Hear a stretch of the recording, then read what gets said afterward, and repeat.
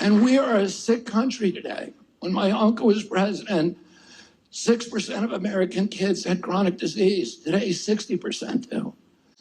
And it's the biggest issue. It's $4.3 trillion, 5 times our defense budget. We're spending 2 or 3 times per capita more than Europeans spend.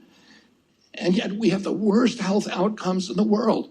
What is it that's causing us to constantly feed this beast that is making us more and more sick all the time? It's a corrupt political system. It's the subversion of our democracy. And you want a healthy country, but none of them are existential. None of them are the issues that really matter to you, to me, to our children. The issues that really matter, they never talk about.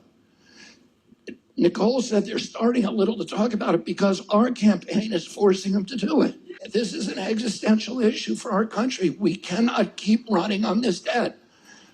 We need to figure out a way to invest in things that are actually going to grow our economy rather than more wars.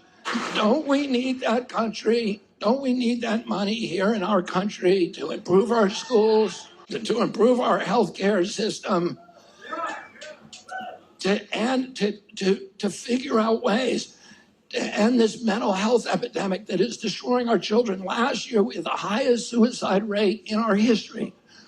We have the highest cancer rate in our history.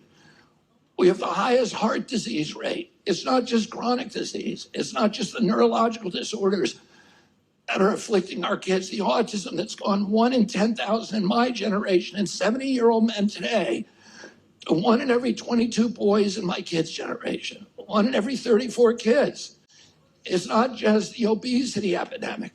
It's not just the allergy, the food allergies, the autoimmune diseases like juvenile diabetes that are devastating this generation. Have you ever heard President Trump talk about how he's going to end the chronic disease epidemic? When I get into office, I am going to end the chronic disease epidemic.